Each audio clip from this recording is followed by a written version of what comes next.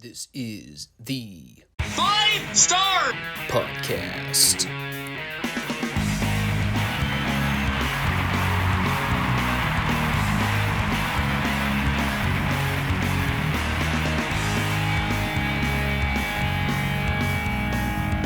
Let me talk to you.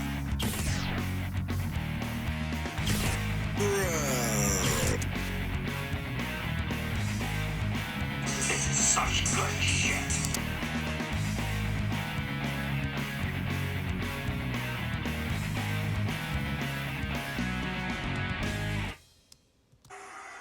What do you guys want to talk about? I was trying to wait for things to simmer down a little bit there before I started recording. Lots of weed whackage going on this morning. It's only slightly less obnoxious than the lawnmowers. It's another thing I haven't quite been able to figure out yet, is how to filter out all the background noise when I'm trying to edit these videos without sacrificing my audio. That's the problem. iMovie is yet to figure that one out. Or maybe I just don't know what I'm doing because I'm stupid. Kind of like how Tony Khan doesn't know what he's doing.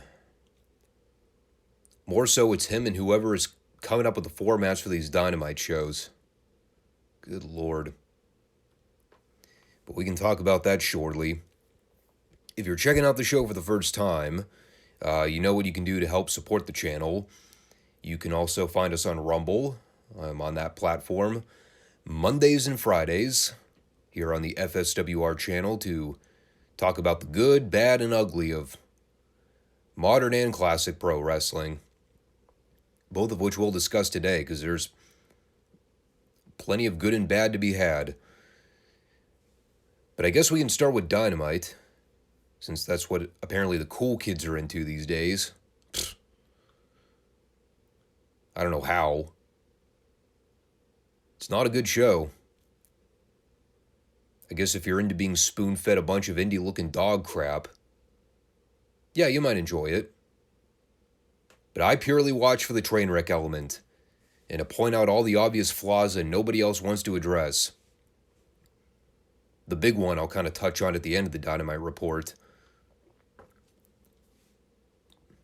But,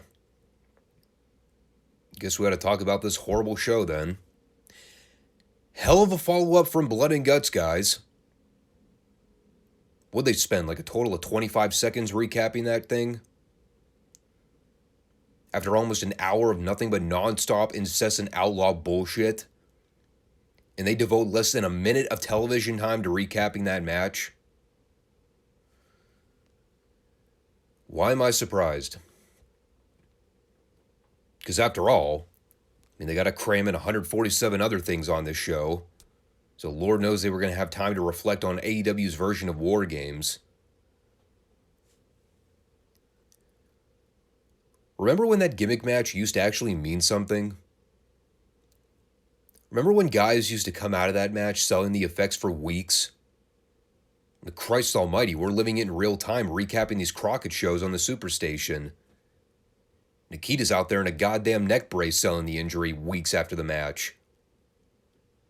Meanwhile, more than half the fucking dudes in the match last week, they're just out here wrestling like it was a standard day at the office.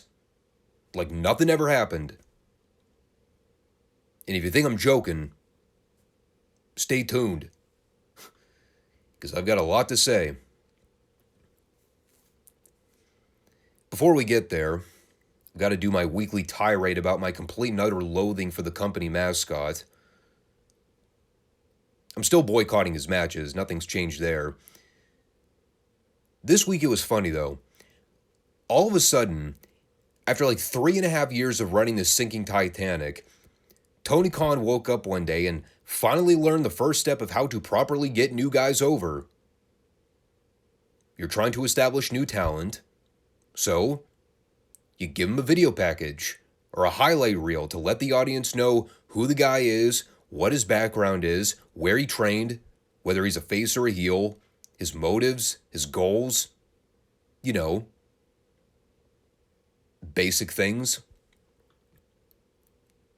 instead of taking the usual AEW method where they just throw random guys out on TV and expect the audience to either care or outright know who they are. So, just like they did with Nick Wayne a couple weeks back, they had Darby Allin sort of narrate his history with this AR Fox guy.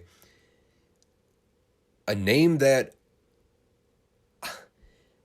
I'm pretty sure we've seen work the show before. Probably doing underneath matches and jobbing out a lot of the time. The name definitely sounded familiar. Couldn't have picked him out of a police lineup if you'd have asked me to identify him prior to this video package. But again, it steps in the right direction. I did think it was kind of weird to have Darby slated in the video promo, though. I mean, the match didn't have anything to do with Darby to begin with. And the only thing he was really used for was to talk about his history with AR Fox. Which,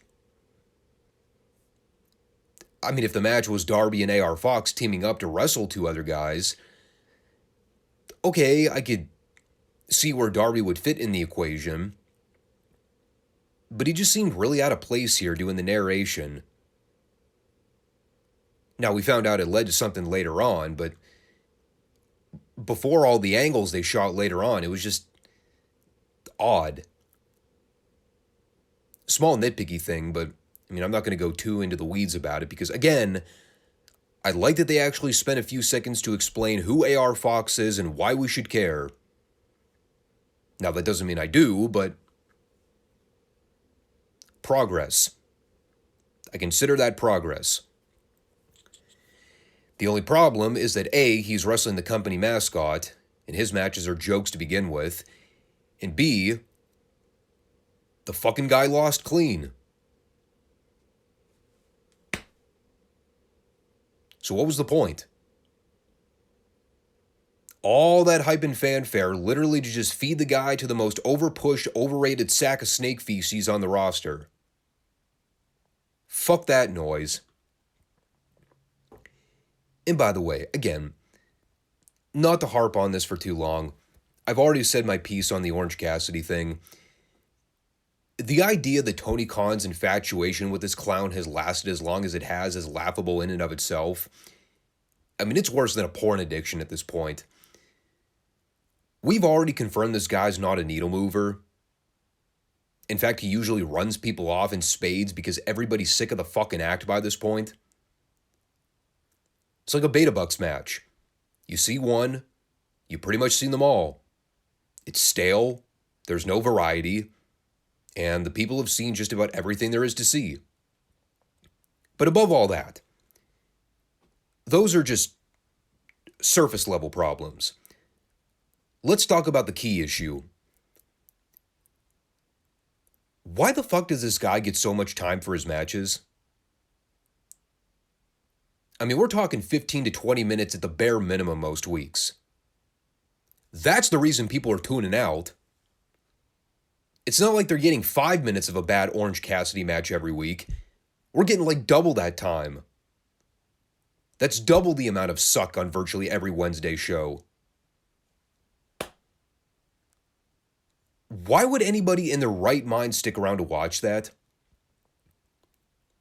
Unless you're a diehard fanatic that worships the ground this buggy-whipped arm fucker walks on, what's the selling pitch at this point? Like I said, nothing ever changes about him. It's the same gimmick, the same match, the same act every time.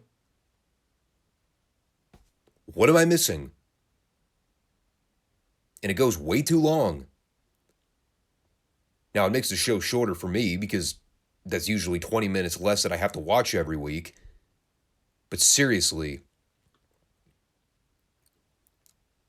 Oh, and for the record, speaking of dudes who never change their gimmick or act,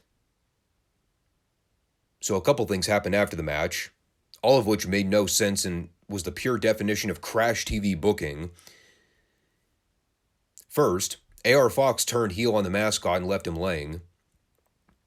That all happened about 20 minutes after Darby just spent 2 minutes in a video package babyfacing AR Fox as a prodigy and future of the sport.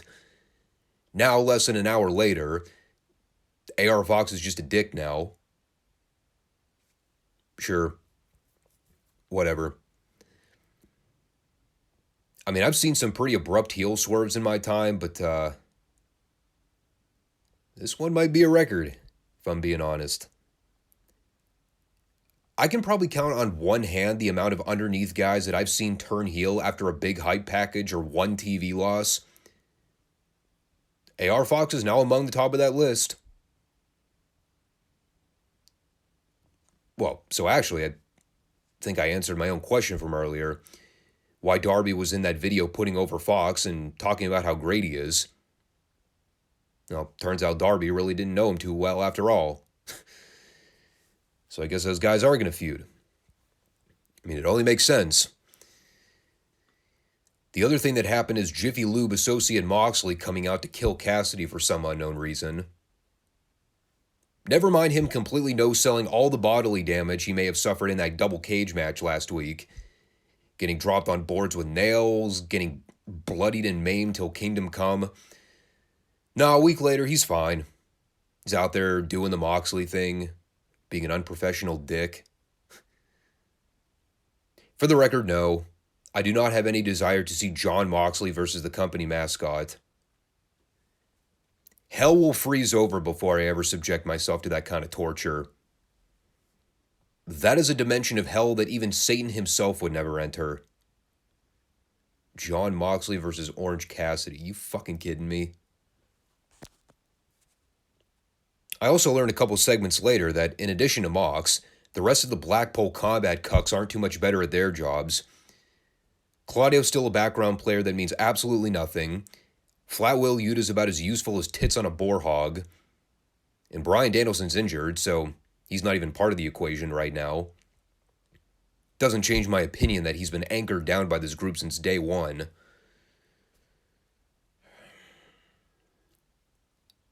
This has got to be an all-time terrible faction, right? It's certainly among the worst. I will go into the grave ranking this group worse than any TNA faction I saw over a decade ago. I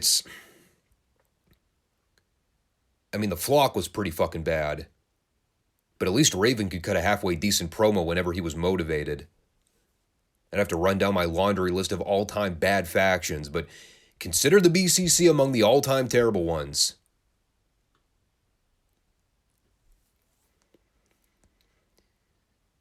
So then we go from all-time worst factions to all-time worst music.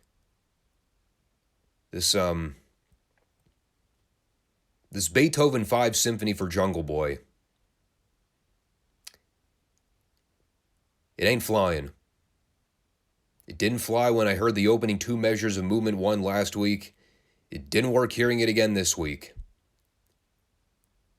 It's like the Elite using Carry On Wayward Son just to throw shots at Punk.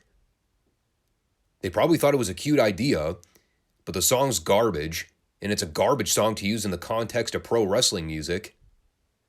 There are too many ebbs and flows in that song, where the bass cuts out, the drums cut out, there are long stretches of melodic lines with softer dynamics. It's so unfitting. It's the same thing with Beethoven 5. There are actually a lot of nice string lines in there if you actually sit down and listen to the entire movement, not just the opening motif that everybody recognizes it for. You know, you sit and listen to the first few minutes of it and you're like, shit, Tommy's right. This doesn't work as theme music at all. It also doesn't match his personality, but I think we've kind of established that Jack Perry doesn't have one of those. He came out here for an interview with Tony Schiavone. It was more dry vanilla delivery where Perry was trying to be smug, trying to be mean. Just came off really forced and rehearsed, just like it has over the last couple weeks. He kept doing that thing where he stopped after every sentence to look at the crowd dumbfounded. It was incredibly distracting. And then it got even more ridiculous as he started calling out ECW. And that brought out Jerry Lynn of all people to stand there to try and defend the legacy and honor of ECW. As if. Which, to the shock of no one, prompted the Marks to start an ECW chant at an AEW show in 2023.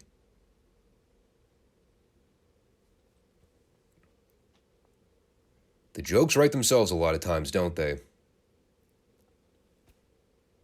And all to set up what, you ask? Well, based on what they shot here, presumably a semi-retired Jerry Lynn versus Jack Perry match, I repeat, in 2023.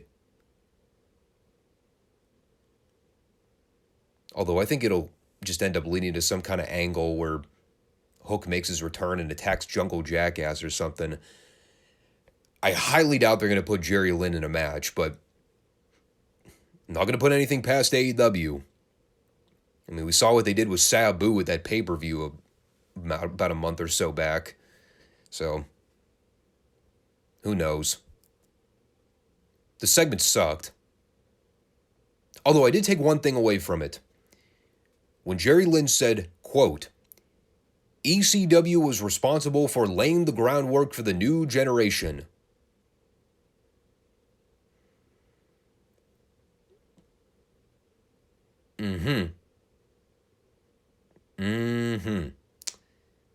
And, yeah, what exactly did that get us, Jerry? What did ECW do for the young generation?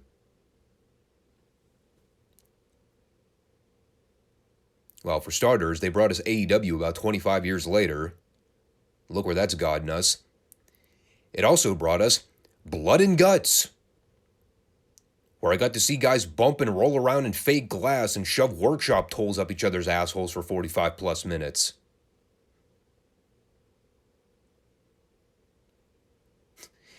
Yeah, ECW did wonders for the new generation, Jerry. Good job. You gave us Jon Moxley. Fuck you very much for that one. And going back to my Blood and Guts comment from earlier, remember how I joked that they only had about 30 seconds to air a brief highlight reel after devoting literally the entire second hour to the match last week? Well, of course, they had to make sure they left room for a Pac match this week. The same Pac, mind you, who was part of the aforementioned Blood and Guts massacre. And just like Moxley, he's out there 1 week later, no selling the effects and working at 100%. No bandages, no body tape, no visible cuts or scarring. He's fine. Oh, and how could I neglect to mention his opponent? The esteemed top-shelf main eventer that necessitated them doing this match 1 week after Pac just went through an alleged 60-minute bloodbath with 9 other dudes. No, we had to book the match this week, and his opponent,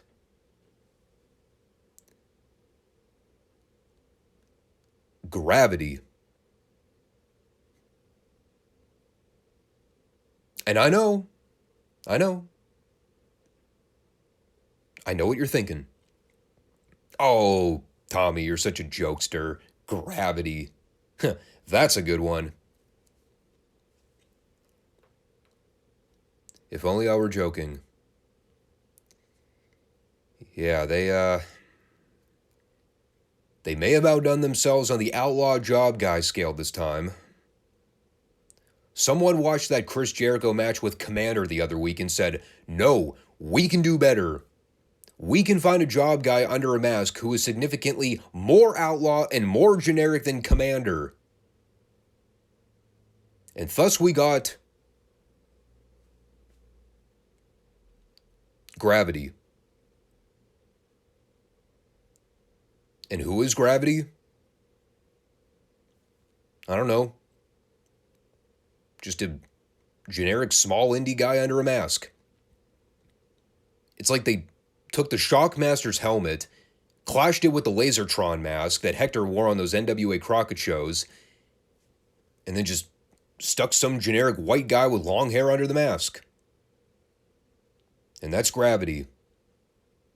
All of his shit looked hideous. Commander sucks, but at least he has that tightrope walk spot that people always pop for because his balance is so good. Gravity didn't even have anything flashy to show off. Just some sloppy-looking running spots and a near fatality when he tried to spring up to the top rope for a crossbody and almost lost his footing. And of course, In typical AEW fashion, the finish is Pac hitting a really sick-looking brainbuster from the top, not going for the pin, but then proceeding to beat the job guy with his brutalizer submission hold. Yes, the less impressive move is the one that finishes the match. What else is new?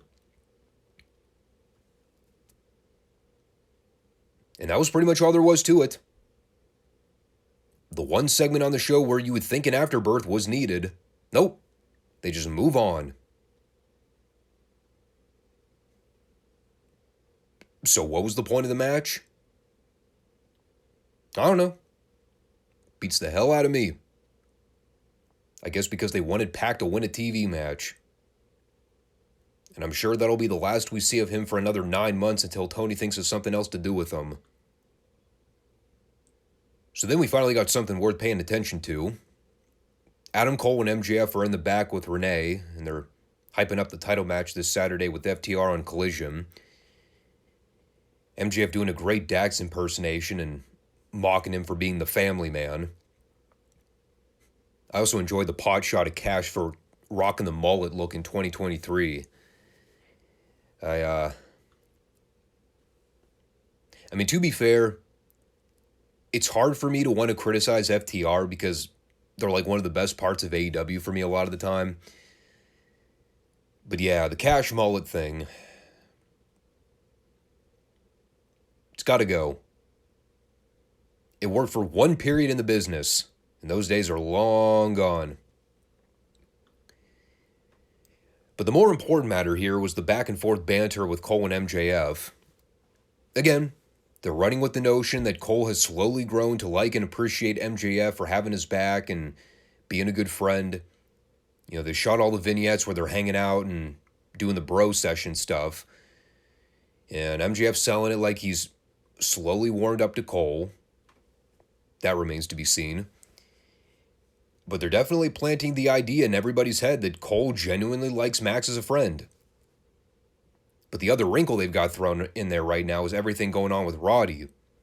He's still kind of the jealous third wheel who's hanging around and trying to warn Cole about the impending doom. And it's one of those deals where Cole acknowledges that Roddy is also one of his best friends, but he's got other friends too. And right as Cole says he's leaving to talk with MJF, Roddy's telling him that he's making a huge mistake. So a lot of open-ended discussion to be had there. By the way, I love that Roddy's still in the fucking neck brace. Not that it's funny in the kayfabe sense, because, I mean, the reason he's in the neck brace is that Joe dropped him on a chair a few weeks back. But it's funny how that angle happened like 3 or 4 weeks ago on TV. Roddy's still selling it. Meanwhile, the Cucamonga cocksuckers that were inside War Games a week ago, they're all none the worse for wear. Just out there like nothing ever happened. I guess living up to the moniker of killing the business. They wrote a book, you know. Because they're multi-talented.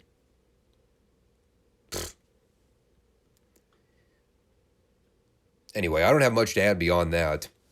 Just touching on what I said with the MJF Cole story over the last few weeks. They've got a number of different ways they can go with it. And I just hope they have something more clever in mind than the obvious MJF backstabs Cole and leaves him high and dry in the middle of the title match. Because at the end of the day, even if MJF is plotting something, I mean, he even said in this promo that he plans on giving Cole a title rematch because he's a good friend. I mean, he's suckering him right in. And Cole is either taking the bait and falling for everything hook, line, and sinker like a gullible fucking babyface, or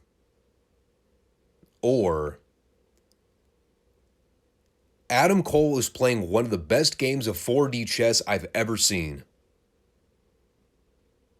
Either is possible. The latter is preferable when all pans out. But Adam Cole needs to come out of this not looking stupid. And if he's been secretly baiting MJF the entire time, waiting for the opportune moment for MJF to let his guard down and, well, as we saw here, verbally agree to a title match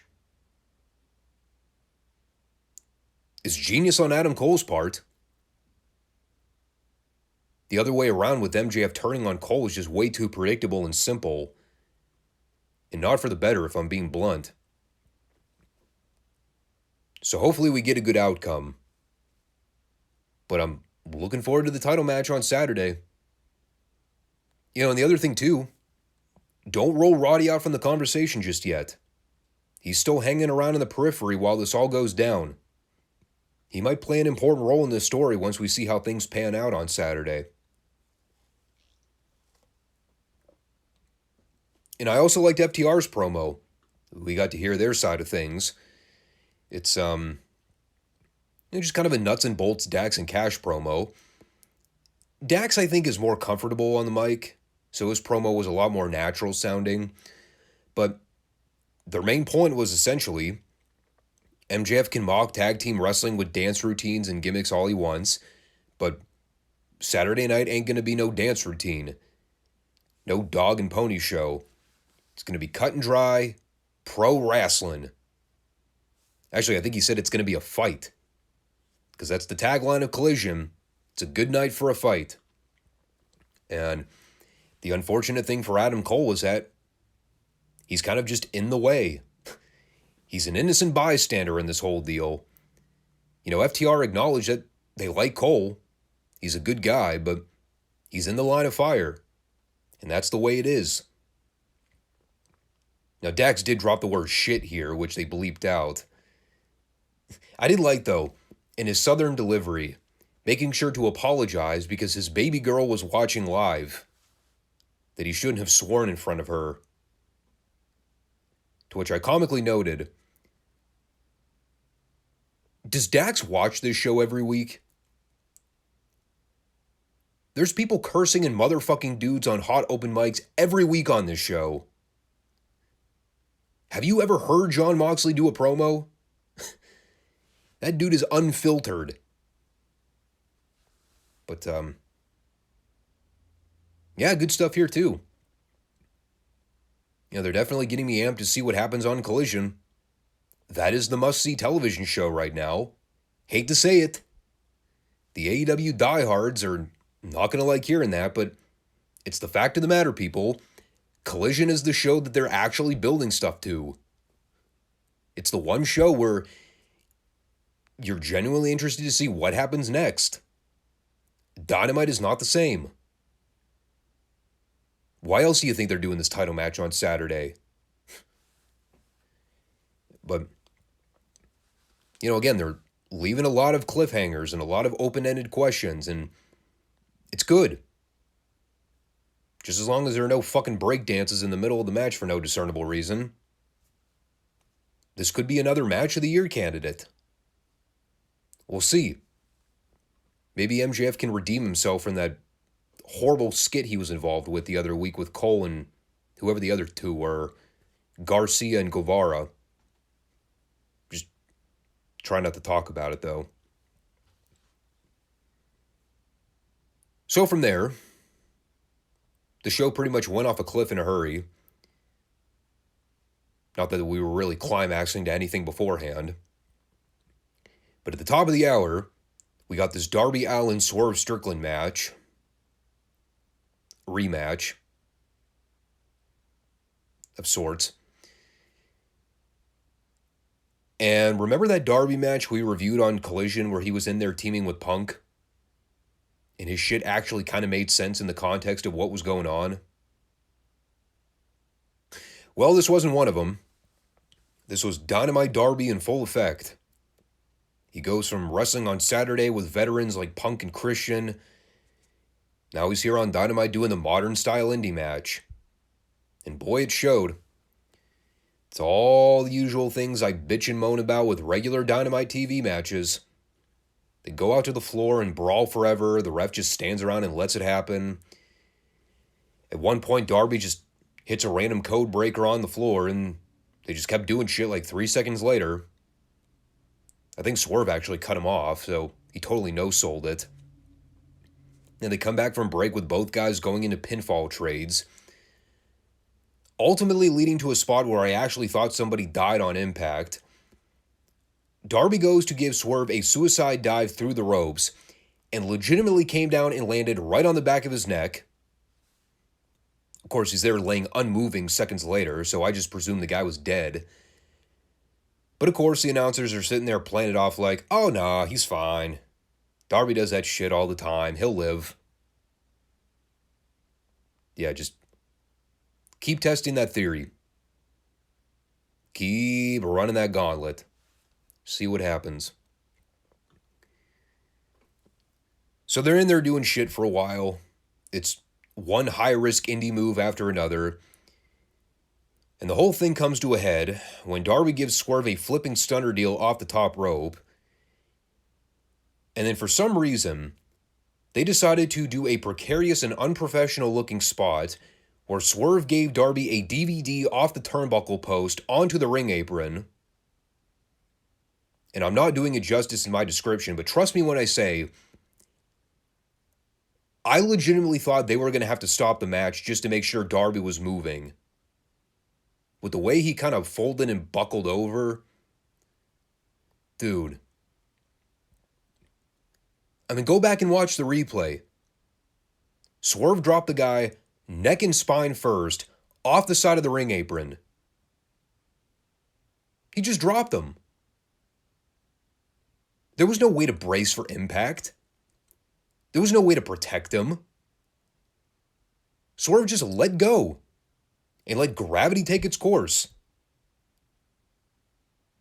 And I know Darby's used to taking those bumps, but my God, dude. I mean, if that guy's not in a wheelchair by the time he's 50, I'll be shocked. If not, just outright in an iron lung.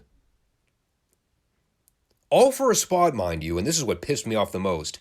All for a spot that did not lead to the finish directly. Because why would it? No, instead, it was a setup so Darby could then get to his feet moments later to get cut off by AR Fox on the floor.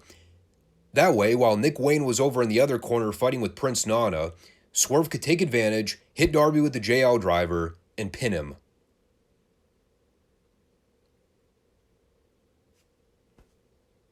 So I guess the distraction spot was done so the ref didn't catch Fox interfering? Why were Nick Wayne and Prince Nana even fighting to begin with? I don't know. I just looked up at the screen at one point, those guys were brawling, and the ref was looking right at them. Who knows? All I remember is that I didn't get much out of the match, nor did I get anything out of AR Fox's completely random, out-of-the-blue, spontaneous heel turn. But I guess they need somebody for Darby to feud with now, so there you go. And the Swerve thing is going to keep going, apparently, because, well, they haven't already had like 17 matches. Got to save room for the 18th. And then we had Britt Baker wrestle Taya Valkyrie, which I had on in the background and was only sparingly paying attention to. I think I missed a Jericho segment in there too. For whatever reason, I didn't write anything down. I had it as a note here. I just failed to recap anything. I think the Jagoff Asshole Society jobbers finally dumped him and left. Psst. Funny how I missed something like that. Should be a monumental moment. Guess it was only important enough to air in a 60-second backstage pre-tape. The official breakup of the JAS after like 2 years of investment. Good. Hopefully they all get fired. Anyway, back to this match. For the little that I saw while I was occupied with other stuff, I can tell you from what I did see, it sucked. It was sloppy. They fucked up nearly everything they tried. Right before I left the room, I think it was prior to the first commercial, they were doing some slow, plodding rope running spots. And I remember Taya had Britt up in like a modified chicken wing hold. I don't know what the fuck she was trying to do. All I remember is that she kind of slammed her and then both girls just fell down clumsily. Beyond reproach. And they came back from break, where they proceeded to fuck up more shit left and right. Britt had Taya in a fake cravat at one point. That ended up going nowhere. The whole thing just grinded to a screeching halt where both girls just stood there and looked confused. They tried to do the fake forearm spot, which never looks good when the guys do it. So you take a wild guess as to how it looked when the girls tried it. Taya sort of just fell into Britt with a fake lariat at one point. They were both completely blown up. And I think that was the point where I just said, fuck this. And I left the room until I heard the final bell ring. At which point I quickly rewound it to gloss over what the actual finish was. It was Britt winning with the lockjaw.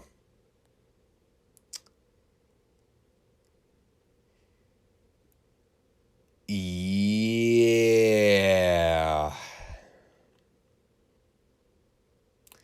This was ass. Not gonna lie. Big ol' 4-finger stinker that was. And that was only me watching it 50%. I can only imagine what it was like watching it live.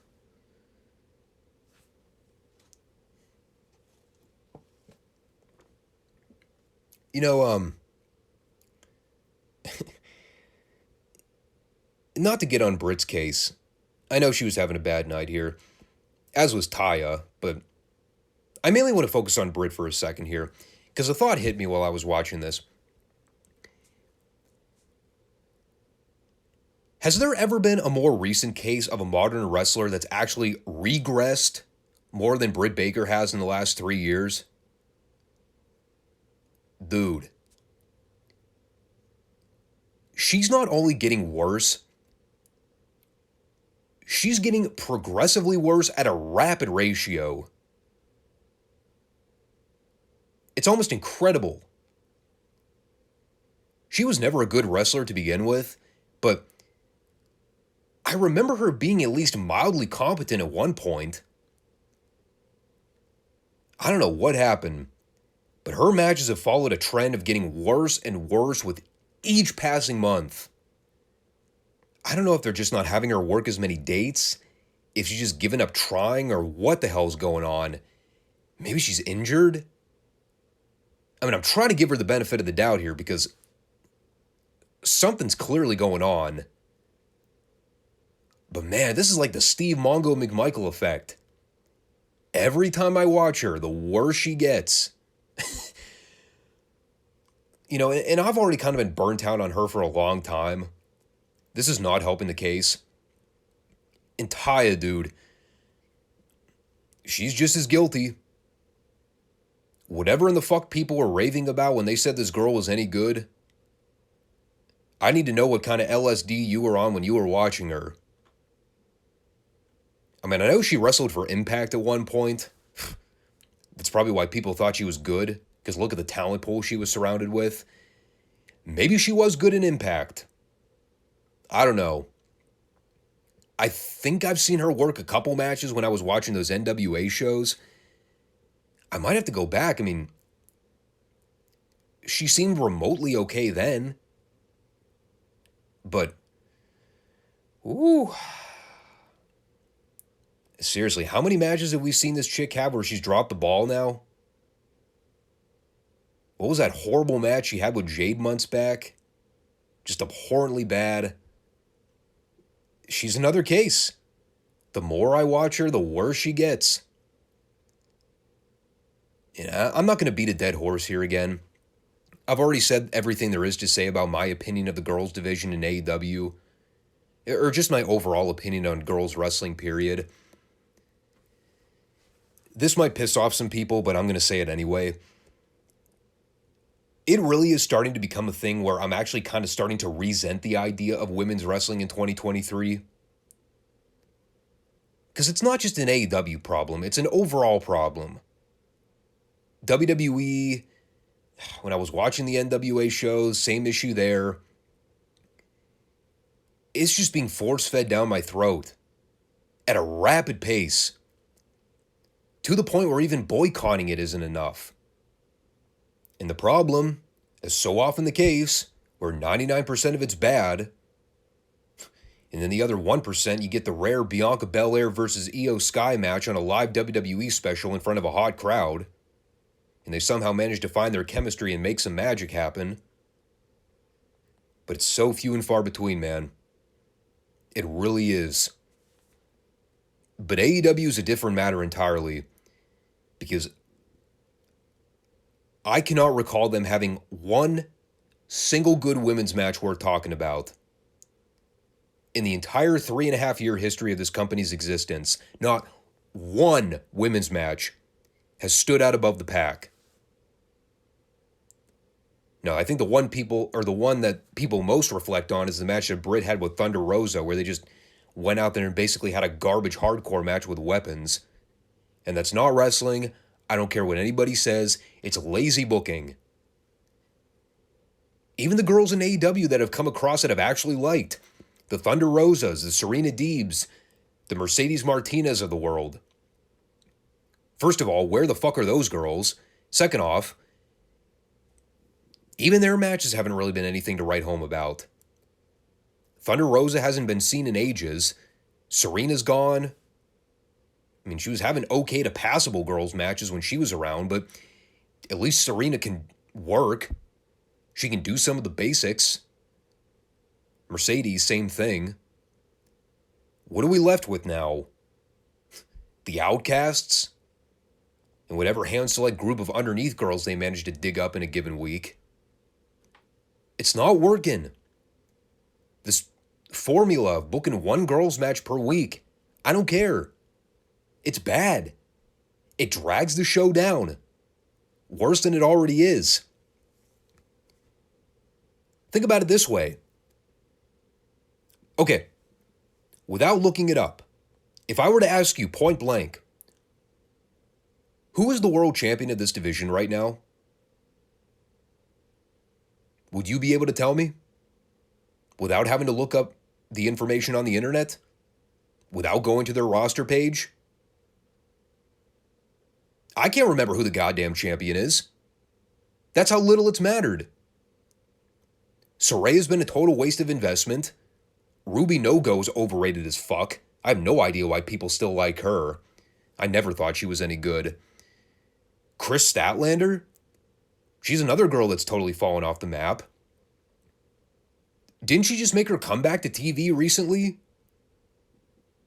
She beat Jade Cargill, right? One of the few highlights of that godforsaken Double or Nothing pay-per-view. I think it was in May, right? That was where she made her big return. Wasn't that supposed to be a big deal? I remember her getting a pretty significant pop. Where's she been? God can only hope she's not injured again. But that was supposed to be a big deal, right? Ending Jade's undefeated record after like 2 solid years of investment. Nobody cared about it, but still. Where's Statlander at? Where's Jade at? It's a complete disaster. The AEW women's division. I say it virtually every week.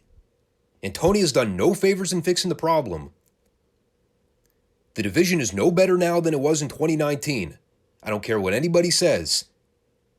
And I don't care what girls they signed from WWE. None of them have made a damn bit of difference. None of them matter. None of them are doing jack shit for the ratings or overall bottom line of AEW's revenue. I know what I would do if I were in charge. But that would mean Tony having to step in and cut the fucking cord on it. And he doesn't want to do that. Because he doesn't want to hurt anybody's feelings. So, this is what we're left having to sit through most weeks. Horrible, wretched girls matches that just stink up the joint.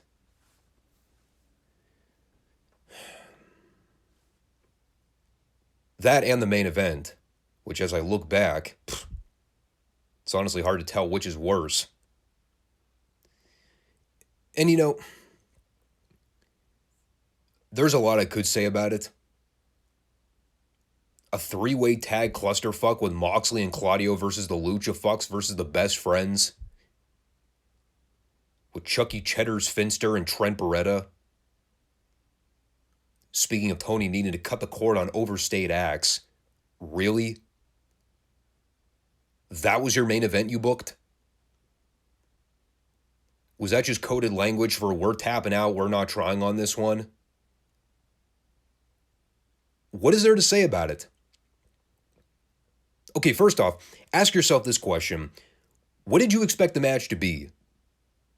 And then ask yourself, did they exceed or meet your expectations?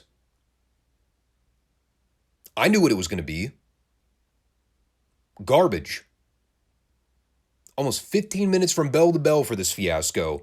Just an endless stream of nothing but spots. Most of the guys in this thing can't work a damn lick to begin with. Claudio's the best worker of the bunch. And it even looks like amateur hour with him a lot of the time because he's in there having to feed or sell for these prissy-ass soy boys. BCC winning wasn't that shocking. And of course, it is a BCC segment, so you knew they were going to brawl and fight after the bell. It's like clockwork, it happens so often. Win, lose, or draw, those fuckers are just going to keep fighting until they turn the house lights off. Sloppy fighting, there's a caveat to that. But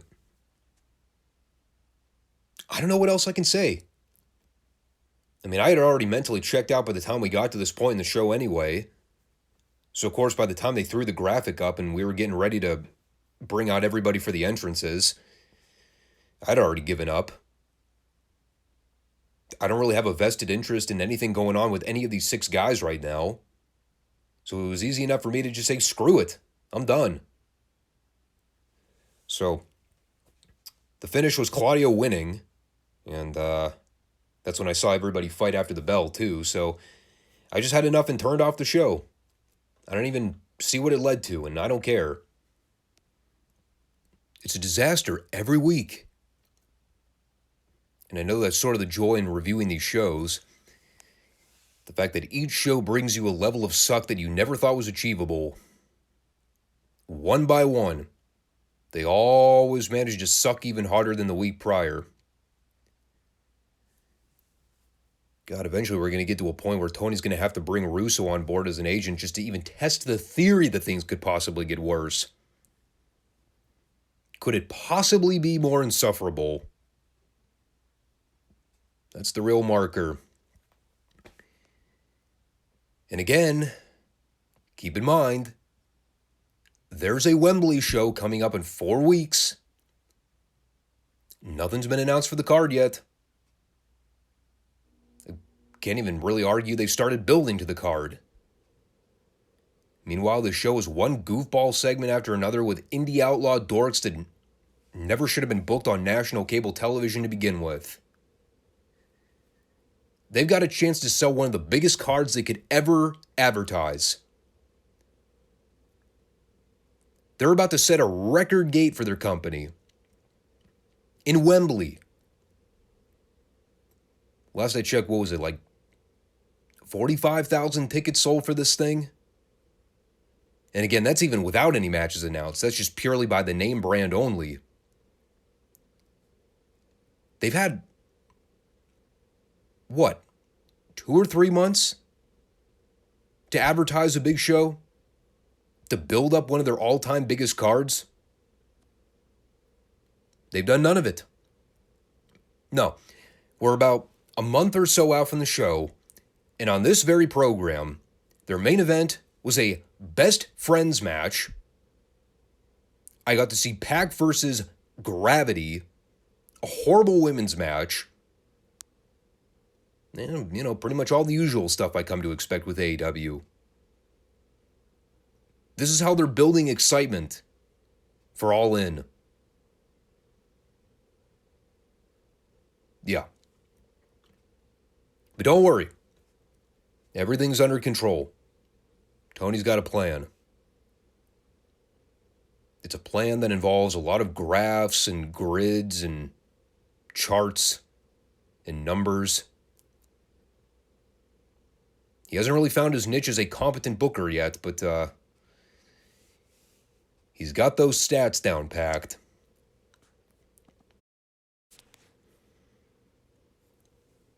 All right. Now this one should be short and compact. Only a 40-minute episode this week, which is not abnormal for this time of year. I remember last year around the Bash time, we had a string of shorter than usual TBS shows. With that said, we are knee-deep into our 87 Bash tour. And what's the big hubbub about this week, you might ask? Well, we had some breaking news in the development of the Dream Date between Ric Flair and Precious.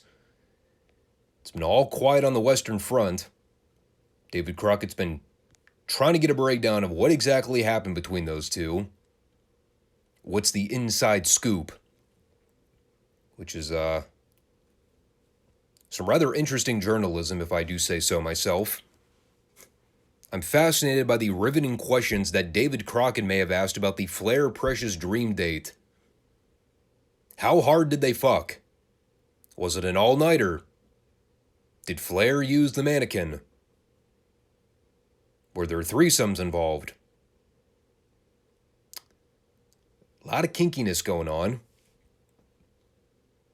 All kinds of wonderful detail yet to be explained. And luckily for us, we were going to get some insight on the matter. And boy, did we ever.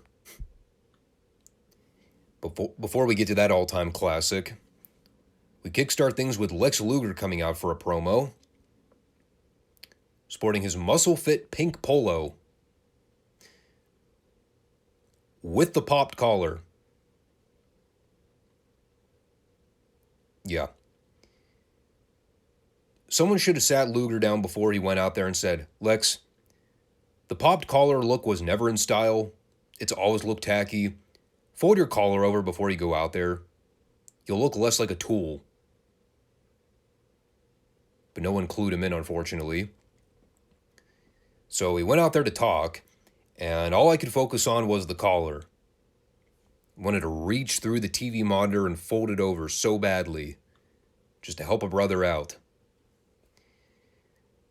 I do remember he was talking about Nikita Koloff, basically telling him to get in the gym and train hard, and maybe someday, if he's feeling saucy, Luger will be nice enough to grant him a title rematch after he's earned it. But for the time being, Luger's turned his attention to Dusty Rhodes. And for all the talk of Dusty being the be-all, end-all in this sport, Luger is going to make sure that Dusty is nothing more than a stepping stone in his path to greatness, just like Nikita was. Boy, them's fighting words, Mr. Luger. And I think I briefly mentioned last time, the Dusty Luger program in 87 was a pretty notable feud. One that carried on through pretty much the rest of the year, if I'm correct, right? Because it just hit me when I was watching this, how close we're coming up to Starrcade. And I think Starrcade 87 was where they blew this feud off. It's very interesting when you go back and analyze the timeline of Luger in 87. I remember that rocket ship push vividly. But, even seeing it in real time years later, it's unfolding a lot faster than I remember. Because he debuted in, January or February of 87? I mean, we're only in July. And they're already setting the stages for him getting a monster singles push headed into 88. They got him feuding with fucking Dusty. They weren't wasting any time with him. It's the same thing they did with Sting when we see him debut a little later on this year. The same principle. Rocket ship push, bam. I mean, they were basically main eventers within 2 or 3 years. From there, we go to the ring for Arn Anderson and Tully Blanchard versus Larry Stevens and Tommy Angel. Pretty quick little mugging session to open things up this week. Horsemen were super pro babyface. So David Crockett wasn't even going to try to call this match like the Horsemen were still the bad guys. Stevens and Angel were comically horrible in this match. I particularly like the spot where Arn went to give Stevens a sucker punch to the gut when he was coming off the ropes, which somehow caused Stevens to defy the laws of gravity by rotating in a circle about 3 times in a row and then falling to his right. There was also the spot where Tully was purposefully fucking with Angel in a drop-down spot. So when Angel went to hit the ropes, Tully sprung back up and immediately charged at Angel. And since Angel had no idea how to feed for him, he sort of just took a faceplant bump onto the ring mat. That's why I love going back and watching the Horsemen work with these idiots. God, the job guys were always so out to lunch. And the Horsemen made a concerted effort to fuck with these guys at every chance they got. Just make them look like absolute chumps. Never gets old. And the Horsemen won with the double-assisted gourd buster. Then they did a fiery promo afterwards, hyping up War Games in Miami. Tully also did a fine job setting the stages for him and Arn going after the World Tag Titles. And he basically said that any combination of the Horsemen are a great combination. But for now, they're going to let Flair and Luger do their own thing as singles guys. And Arn and Tully are going to set out for tag gold. Simple as that. And then Arn basically reaffirmed that nothing was settled in the first War Games match in Atlanta. This time, it's going to count. Orange Bowl, Miami, Florida. It's going to be the night people remember why the Horsemen are the symbol of excellence. And on the subject of our World Tag Team Championship scene, we had Ricky and Robert out next. And a thought occurred to me while I was listening to this.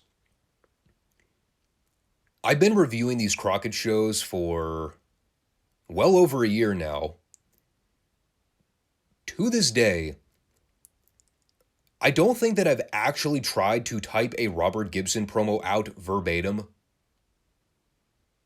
I complain a lot of the time that I never know what the fuck the guy's saying because he just mumbles through all of his dialogue.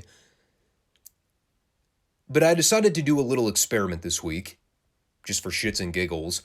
I said, I'm going to try and document a Robert Gibson promo word for word. Guaranteed I was never going to be able to get every single word because, well, that's the key with Robert Gibson promos. It's like Nikita doing broken English dialogue. You try to pick out the words and connect the dots where you can. So I went back and I typed the entire promo from start to finish. And I'm going to read you what I heard come out of Robert Gibson's mouth. I'm not making this up. I'm not intentionally omitting anything. This is what I heard from his own lips. Tony, my brother, and I come up with say a lot of things. Let me tell you something, Tully and Arn. World Tag Team Champions. I don't know, you gotta beat us to get them. For the record, I went back and I listened again to see if I could catch the parts where English may or may not have been spoken. I'm still convinced that whatever Robert mumbled in that phrase was not English. And of course, the perfect cap, Ricky Morton's first words after Robert stumbles and fumbles his way through this promo, he goes, I think that says it all, Tony. Yep. You know it, Ricky. Robert says it all.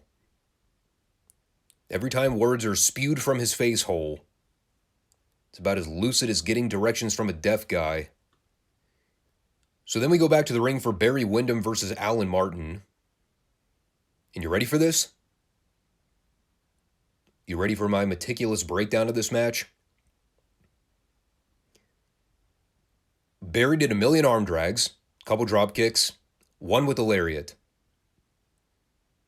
There was one mildly impressive thing I saw Barry do that I don't think I've seen him do yet. That was a one-handed side slam when Martin had him in a standing headlock. And to be fair, Allin Martin was probably 6 foot, weighed 180 pounds, so it was not as impressive as I'm making it out to be. David Crockett was also drooling at how big Barry was. Couldn't get over the size of him. Couldn't get over how much people loved him, too. So, of course, I jokingly wrote down, yeah, just wait till they turn him heel in 5 months. Then coming back from break, we had Jim Cornette out for a promo. He said that he was supposed to be down in Miami right now, but since he was flying Delta, he could afford to make a pit stop at the studio. And now his message was just to establish that for every great moment in American history, a member of the Cornette family was present to see it occur, up to and including the signing of the Gettysburg Address. It's quite the historical moment. And to carry on the tradition, Corny's going to be there to witness the historical moment when his boys dethrone the Rock and Roll Express and become the new World Tag Team Champions. And while he's there running down all the screwy ref finishes on the Bash Tour, accounting for why the Midnights are yet to beat the Rock and Roll for the belts, he then begins to cut a heel promo on the Fabulous Freebirds. And this was indeed a fabulous promo. His pot shots this week were otherworldly. My favorite part was when he was talking about Terry Gordy. This is almost a direct quote. "That guy is so stupid, he stayed up all night to study for a urine test." He also said something about Hayes and Buddy, but I was laughing so hard about the Gordy comment, I totally missed it all. He was also taking jabs at Jimmy Garvin and Precious. More so Precious. Just to make sure he got in the obligatory misogynist comments to go along with all the other derogatory slander. That man is a treasure. And that led to the Midnights versus Cougar Jay and Mike Jackson. Poor Mike Jackson drew the short stick again. He'd have been better off walking out and leaving Jay to fend for himself, as we'll talk about momentarily. I love Tony's comment to Cornette at the start. "Jimmy, you didn't have anything nice to say about anybody this week."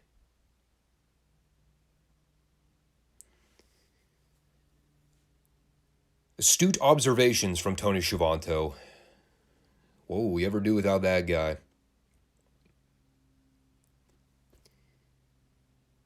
So as you'd expect, if you've seen Mike Jackson work squash matches with stars, he's actually one of the better enhancement guys they have. Sometimes he's in the unfortunate position of having to work tag matches, which evidently means whoever he teams with is the polar opposite of him, meaning they're fucking rotten. So whenever Mike is in there working with beautiful Bobby or Sweet Stan, the action's kicking, the wrestling looks good, it's all going well. And then as soon as Cougar Jay tags in, the whole thing becomes a comedy. As I'm watching Cougar Jay look totally lost, having no idea what he's doing out there, and of course Bobby and Stan know this, so they're intentionally fucking with the guy. At one point, Bobby goes to hit the ropes to hit Cougar Jay with something resembling a clothesline. I don't know what Bobby was attempting to do, but Jay was literally standing there with his back turned, hunched over. I'm surprised Bobby didn't just blister him in the back of the head and knock his lights out. And while Corny's putting over his boys as the best athletes in the world today, while also making sports car references from the 1960s, the Midnights won with the high-low finish, as Stan stacked up Cougar Jay to pin him like he was trying to fuck him in the ass. Perhaps as a rib. But from there, we had the greatest moment in television history. Didn't start out that way. As we come back from break with some somber news. Precious is here, and she's here to tell all. She's here to talk about her date experience with the Nature Boy. It would appear that she made it out alive, which is a good start. I liked how she had to start with explaining that she made it out in one piece. As if Ric Flair was teasing the idea of going full-fledged torture chamber with her. Like he was Jeffrey Dahmer waiting to cut her head off and stuff it in a freezer. No, she's alive, but she explains that she had to get her nails done the way Flair wanted. She also had to go to a tanning booth, which was, according to Precious, very sketchy. The fuck kind of ghetto tanning booth did they take her to? But that was only the first part. The rest of it was captured on film. As Flair promised would happen, he said they were going to film the entire occasion. And, well, it was certainly captured. A moment that will be ingrained in my head forever. For good or bad, I'm still not entirely sure, but it was pretty fucking wild. There was so much to this. And I think part of me was actually thankful this is a shorter episode because I wrote so much detail down. I could spend an entire hour just talking about this one segment. I don't know if I will be able to do it justice by the end, but I will give it my best. So, well, we cut to what I presume is supposed to be a hotel room. Although it's strange because this hotel also had an extension out the back door, which led to some kind of water pool thing. So it was obviously higher class. It was not your average everyday hotel. This is no Hampton Inn or La Quinta. But of course, Flair's not alone. In probably one of the more creepy moments of JJ's storied career, he's not only in the hotel room with Rick, but he's there while Rick is in loungewear. Now, of course, I can't go any further without noting the absurd getup Flair was sporting here. I really don't know how else to put this without sounding crude, but hear me out. The main gist of this entire Flair Precious story is that Flair has come off like a pedophilic creep. The man literally made out with a fucking mannequin on live broadcast television 1 week ago. So to say that Flair has not been acting a little strange, it's not out of the question. Coked out of his mind, one may argue. In this case, I can't even say he was coked up on drugs. Based on the champagne bottles, probably a little tipsy. He was definitely riding on cloud 9. But here was Ric Flair's attire for this scenario. A red robe, knee-high black socks, and brown loafers.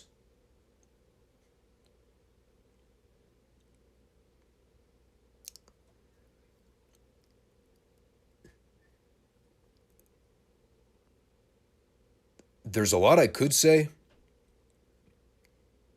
but one word stood out above all else when I saw Ric Flair in this getup. Pervert. The creepy old grandpa that touches kids kind of pervert. President Houseplant type pervert. The one that sniffs little girls' hair and puts his hand on their shoulder in a deviant-like way. That's what Ric Flair looked like in this segment. And seeing JJ there with him did not make it any less unsettling. And of course, they're prepping for the occasion. JJ is also there to point out that there's a cameraman in the room filming. Says that he's getting paid to film everything. So no matter what happens, don't stop filming. That was the message. If the police break and enter and dive on top of Flair and put him in handcuffs, don't stop filming. Which is actually where I initially thought the segment was going. But, no, instead we got something twice as better. So, well, first off, it's fabulous. Flair and JJ are shooting the breeze in the hallway, and while they're talking, they hear a knock on the door, and they get all giddy with excitement. We're meant to believe that it's Precious, because JJ said that she asked for a few minutes to freshen up before she came back up to the hotel room. So, of course, like a goddamn idiot, JJ left her unaccompanied for a period of time. Which is just dandy. And this is where JJ asks Flair for permission to hide in the closet so he can observe the happenings. Again, I wrote down in my notes, creepy old men. That's what the entire segment screamed. But instead of hiding in the closet, JJ had a second idea. And this is filmed so perfectly. Okay, so the camera's focused on Flair, obviously. But in the frame, there's also a giant-ass mirror. So, while the camera is filming straight ahead, we see JJ in the reflection, and he's tiptoeing behind one of the drapes so he can try to hide himself. It was so ridiculous, but so awesome. And, of course, the door's propped open, so Precious starts to come in. But here's the thing. There's a hallway that leads down into the main living space, and it's dark. So we see the front door open, and a figure begins slowly backing down the corridor. But it's not totally apparent that it's Precious. It's a silhouette. And meanwhile, in our WWE-inspired rapid-fire camera cuts here on Crockett TV in 1987, we're also getting cuts to show Flair acting all wacky and excited. And then they would occasionally go back to showing Precious edging closer down the hallway again. And I can't stress enough how fucking stupid all this is, but the mission is to make the heels look like retards for never having figured it out. So, of course, that's what makes it so great. So this woman-like figure begins to slowly back toward Flair, but she doesn't turn around to show her face. So all we see is the back of the figure. It has the physical appearance of a female, but I don't know. I can't tell if we were supposed to believe that Flair was either too drunk to notice it, or he was too stupid to figure out, hey, this Precious has seemed to bulk up a little bit since the last time I saw her. She has broader shoulders. Maybe she's been pumping iron at the gym. Or maybe, just maybe, it's not Precious at all under the getup. And in fact, sure enough, who should it be? But Ron Garvin in drag. Good old Miss Atlanta Lively making a special cameo for this little taping. And so when Flair has his hands on Garvin's hips, he turns around and pow! Knockout punch. Flair goes down in dead man's position. He's fucking dead. In his robe, socks, and shoes. Classic. Meanwhile, JJ realizes what's going on. So, like an idiot, he starts running toward the pool. because he obviously knew there was no means of escape, running directly toward the water source. Wouldn't you know it, Ron Garvin stalks him up toward the pool, and he shoves him. JJ takes a great pratfall into the water, at which point Ron Garvin turns around and actually shows his face for the first time. He is beyond elated, laughing, having a good time, probably as a shoot-breaking character, realizing how fucking ridiculous all this is. And, well, right as Ron Garvin goes to leave, he steps over Flair's dead body while Jimmy Garvin comes in.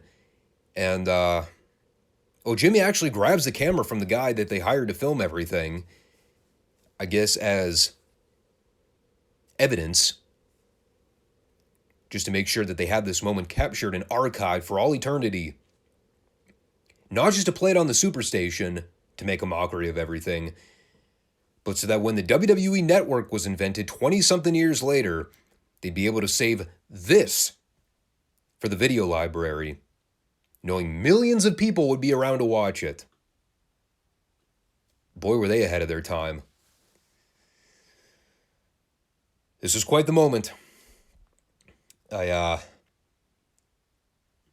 kind of want to take back a lot of shit talking I've done regarding the MJF Cole skits on Dynamite after having watched this.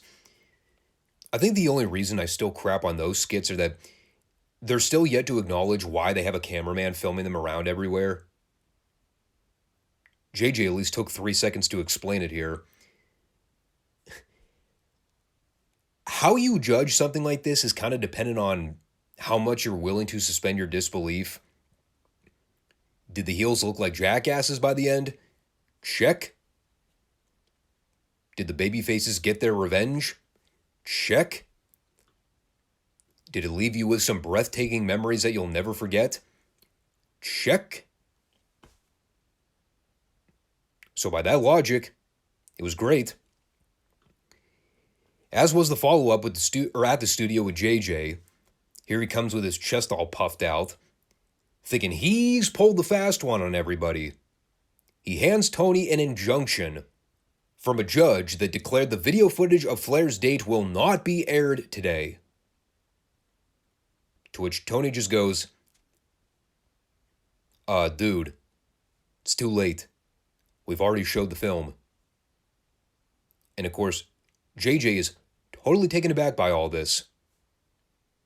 So after Tony reveals that they have already showed the footage in full, everybody's seen it, ain't no going back now, JJ stands there and just goes,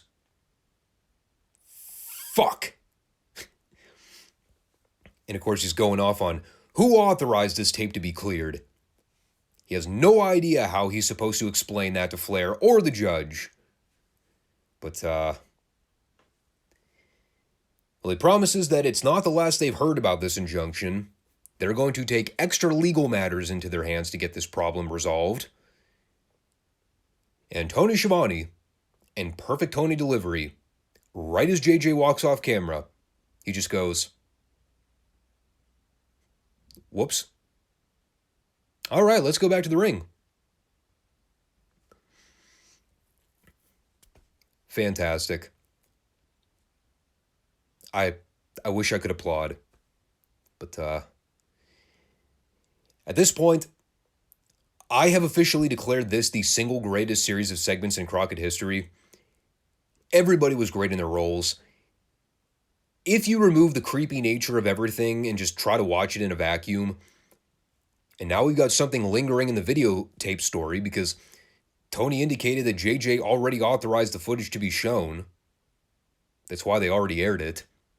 But JJ is insisting that he did not authorize it. So who's the third party muddying the waters?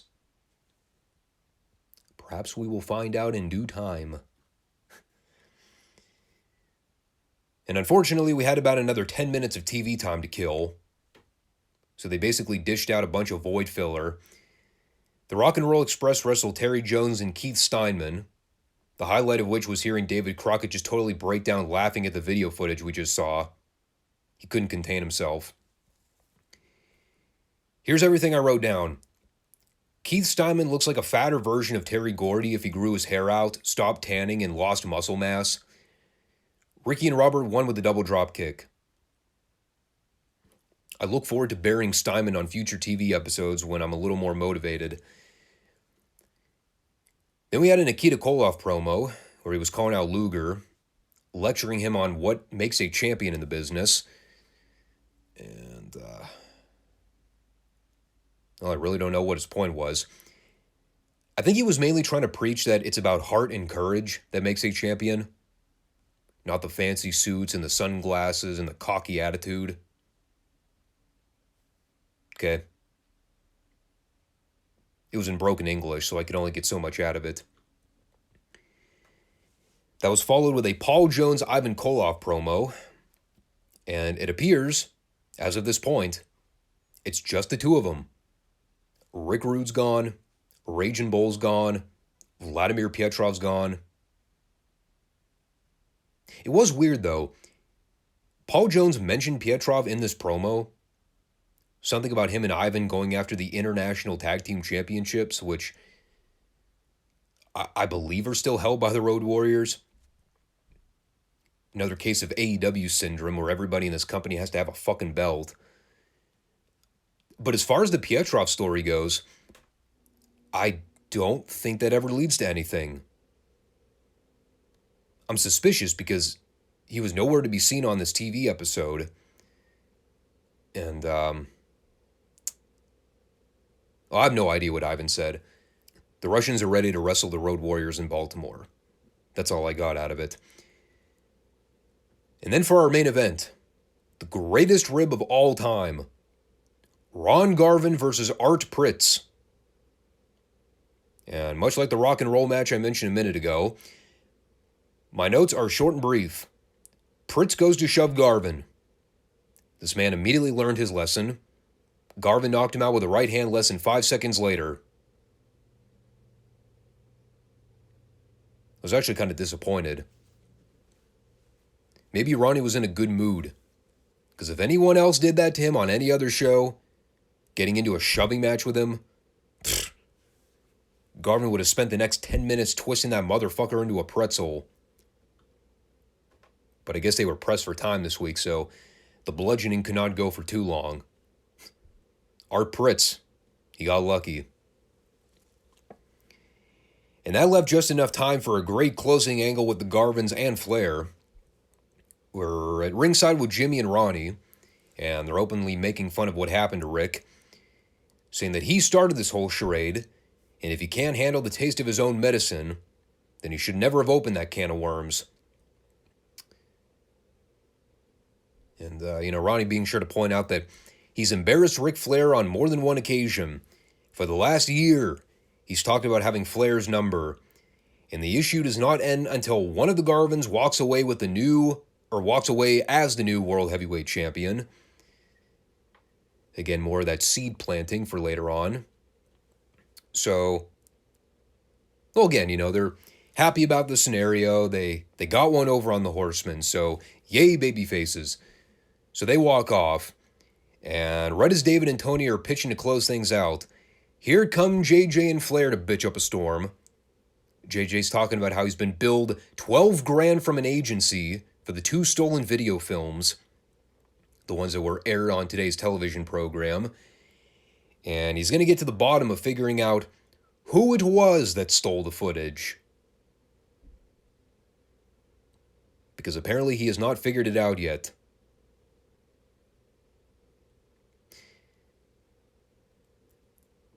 Is JJ really that stupid? Or is he just trying to pull one over on us? Who else would it fucking be? In any case, Flair talks about how the Garvins made the biggest mistake of their life, trying to embarrass Flair on live TV, and it's going to cost them. So much so that Flair's taken it upon himself to make sure that he gets a match signed between him and Ronnie for a later date. And that will be Flair's opportunity to set the record straight.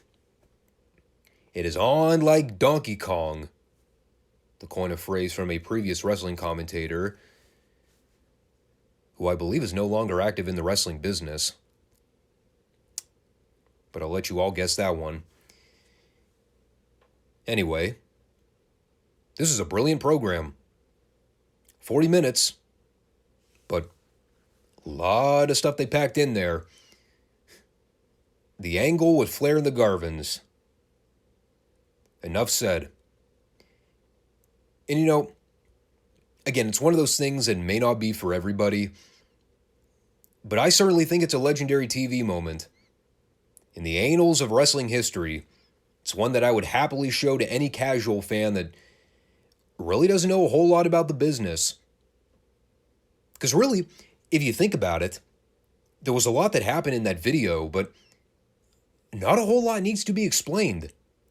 The whole thing is, hey, come check out these villains get punked out and humiliated by the protagonists. I mean, a guy went into a water pool for fuck's sake. That's a staple in wrestling. Anytime somebody goes into the water, it gets over. And of course, it furthered the Flair-Garvin program. Both the Ron and the Jimmy programs. And of course, we all know where that leads to in the fall. I mean, we're still a ways out from it. When does that happen? September? October? It's not too far out from now. But they're letting you know, this feud is hot. And it doesn't end until one guy is left flat on his back in dead man's position. Just like Flair after he took that bump in the hotel room. Anyway, I think we're finally back on track with the world-class reviews. Triple checked, just to make sure I watched the correct episode this time. And in fact, the July 28th show actually started from where I left off when I accidentally started watching it the other week.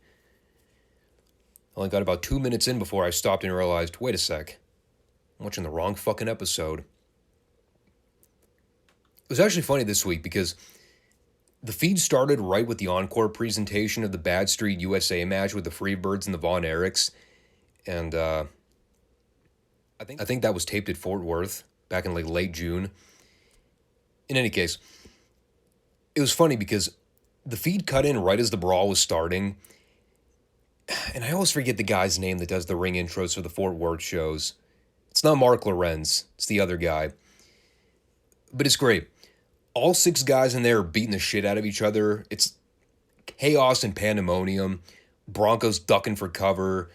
Chairs are being thrown. Guys are tripping over each other left and right. Fucking pianos tumbling down staircases in the background. And all the while, the ring announcer still has to do his intros.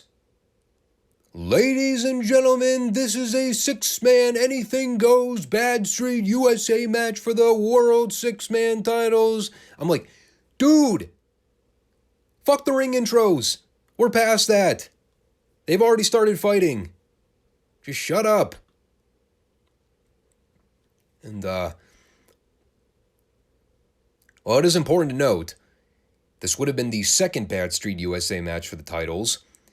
The first one took place at Texas Stadium back in May, but because of the controversial finish in that match where the Von Erichs pinned the wrong Freebird, the belts were then held up. And y'all remember the press conference segment where they ended up setting up the rematch. So that was this one. And it was pretty much the same song and dance from the one we saw in May. Fritz wasn't part of the match here, but basically the same layout. Oh, no, actually, that's a lie. This one was a little different because I think the stipulation going into this match was that all 6 guys would be allowed to fight in the ring at the same time. So there were no tags. And I remember that was a staple of the match at the Texas Stadium show. But even so, it's great. Even in street fight, no DQ, anything goes matches, Kevin Von Erich, still out there wrestling in jeans, a t-shirt, and bare feet. Because even when he's not wearing the ring trunks, Kevin's still got to go out there with no shoes.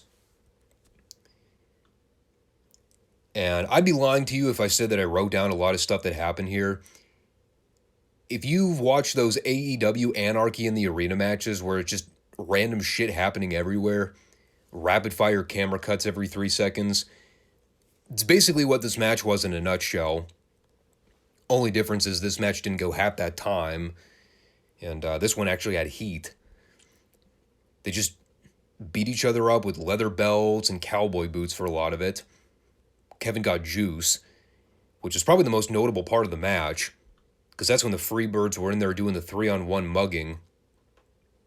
I also appreciated this wasn't the WWE format of multi-man matches where you got 2 guys in there for a while and the other 4 hiding under the ring apron waiting for their cue to run in.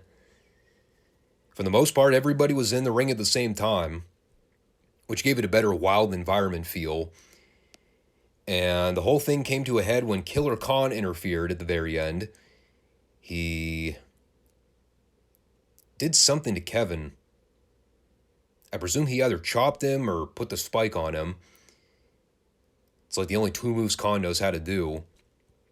But Hayes was able to steal the pin, so yay heat, I guess. I believe that brings the Freebirds record to 3-497 against the Von Erichs. You take those wins where you get them. I mean, the match was what it was. I hate using that term, but there's only so much you can say when it's basically 10 straight minutes of nothing but brawling. Crowd was super hot for it. Can't deny that. The Freebirds initially winning was a little strange. I'll talk about the follow-up segment with Kerry shortly because it ties in with this match. But I'm pretty sure the Freebirds already have 1 foot out the door by the time this match aired. I know it's not too long before they make their departure for the WWF. So, seeing them win the belts back here was a little odd. Must have been a short title run. And then we got the follow-up segment with Kerry where it was explained and then we kind of figured it out. Yeah, due to Killer Khan's interference, the belts are being held up yet again. Now, yes, it was infuriating. They made me sit through 10 minutes of guys hitting each other over the head with shit, just so they turn around in the next segment and Kerry says, yeah, that match was thrown out. It was all for nothing. I was like, so why waste my time then? In any case, well, he covered that story. The belts are being held up one last time. And Kerry is promising that this will be the last bout. So he's either a lying babyface or that's a sign of foreshadowing. He also cut a promo on Gino Hernandez. Basically poked fun at his style and profile routine. All the jets, limousines, and pretty women are not going to prepare Gino for his match with Kerry. So he's basically telling him to step it up, get in the gym, work hard, because Kerry's focused and ready to do battle. And upon further viewing of Kerry's biceps, I wouldn't fuck around. If I were in Gino's shoes, I'd be hitting that gym 14 times a week to prepare for this title match. You kidding? Gino's got everything to lose in this situation. And then we went back to the Sportatorium for our opening bout on the card.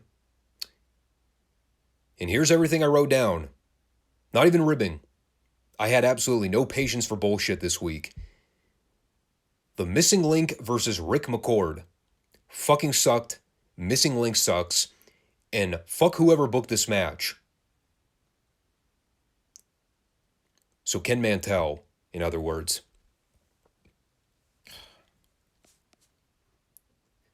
Gotta be kidding me.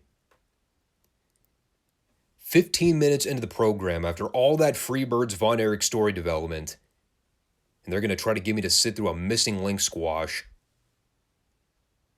I'd rather run my balls through a cheese grater.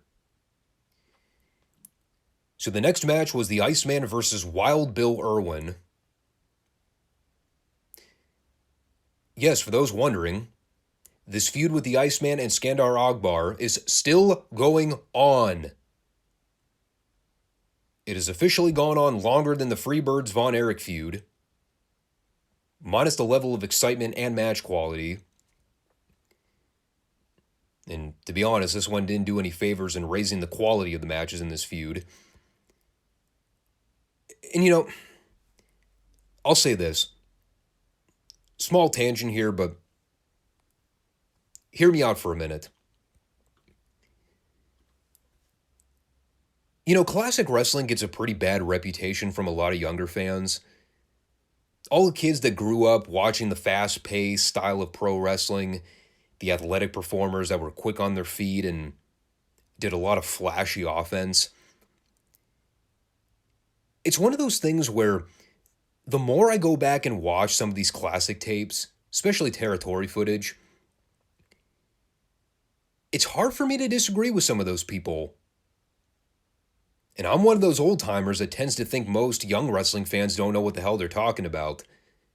The ones that constantly complain that classic wrestling is nothing but boring headlocks and rest holds. I think their premise is wrong a lot of the time. That headlocks and arm bars detract from matches because it bogs down the pace and grinds everything to a screeching halt. There's a reason people still use the term rest hold, even though most people use it incorrectly in the context of wrestling matches. But man, I watched this match with the Iceman and Irwin this week. It was literally nothing but fucking arm bars and headlocks, dude. It was so goddamn boring. Just when the Iceman would fire up a little bit and hit Irwin with a backdrop or a big body slam, what's the next thing he would do? He grabbed Bill and he put him in a headlock. And he kept him down there on the mat for a while. And he's cranking.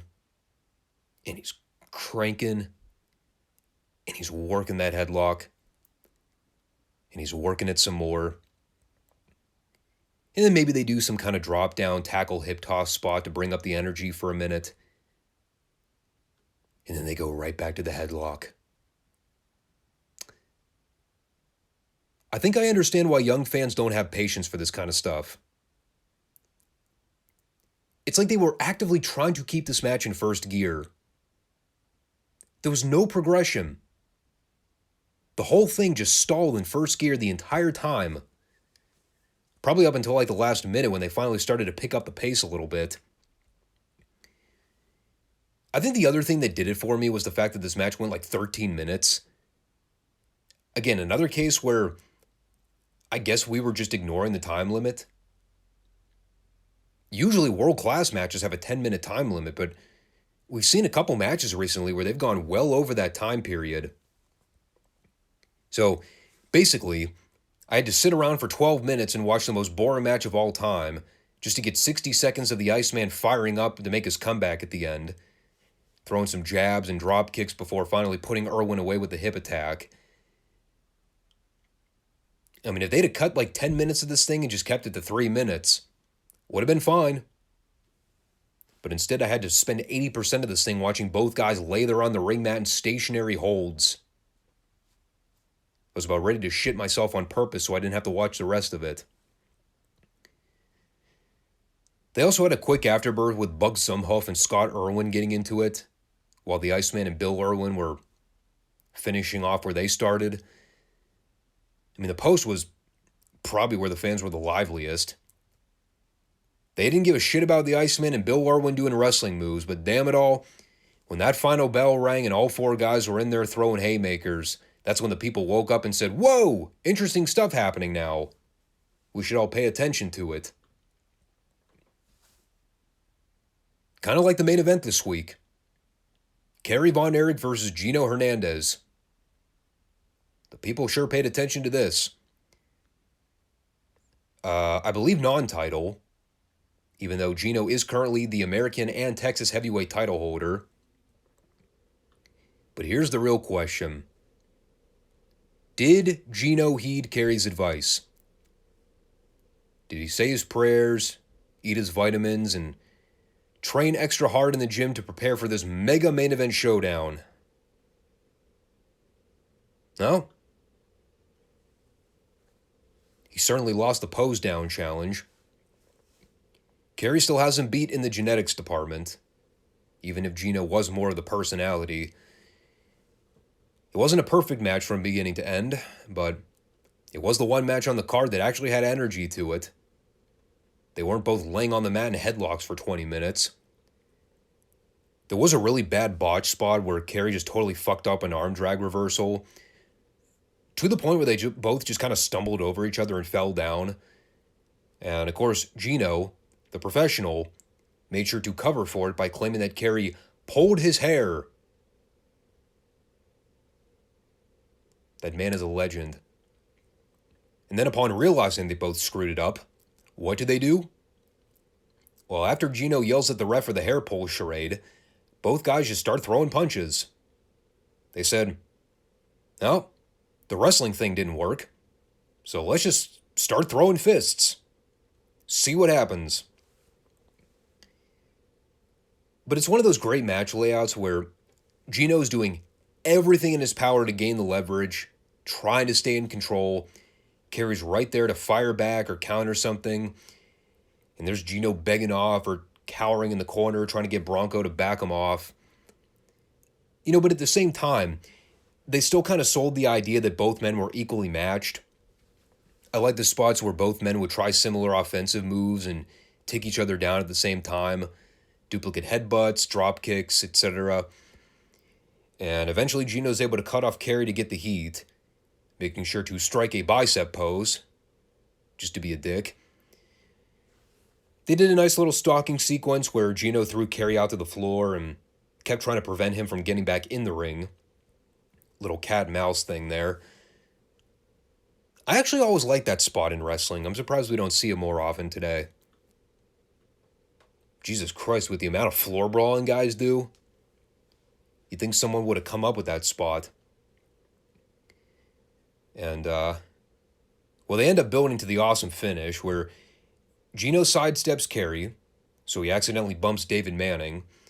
That way Gino can fish around in his trunks for a brass knucks gimmick. Or as Bill Mercer called them, quote, some sort of knuckle type, weapon.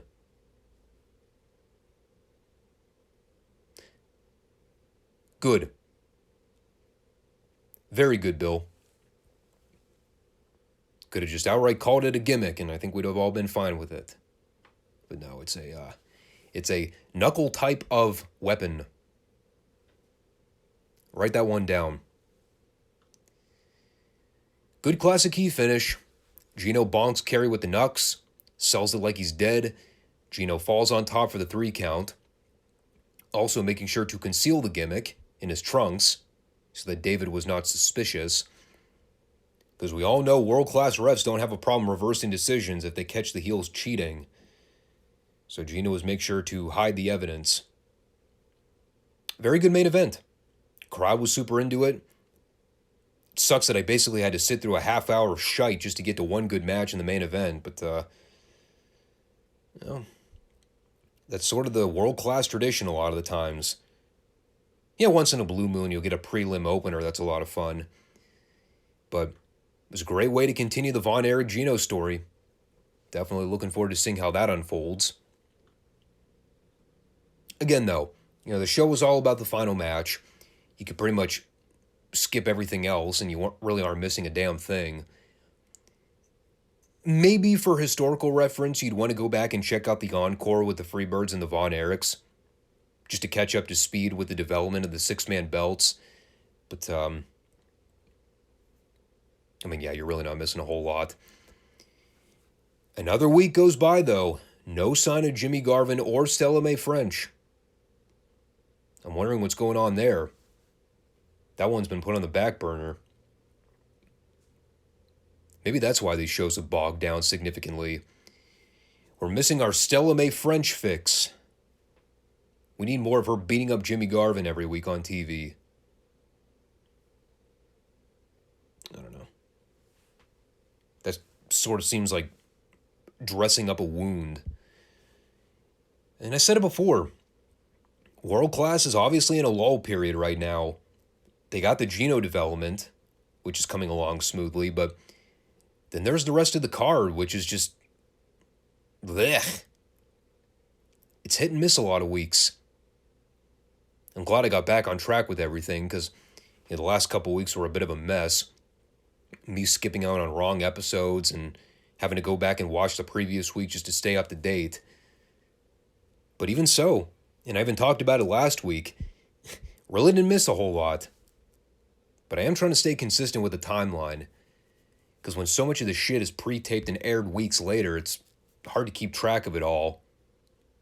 The encore presentations are helpful, but it's not always the case. Anyway, cool.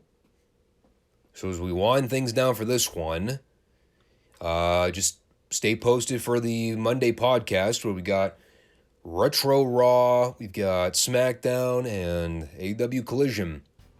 So the regular Monday format. And you need to stay posted on my upcoming weekend events. See, WWE SummerSlam is, what date? August 5th. So that is next weekend. Next Saturday, I believe.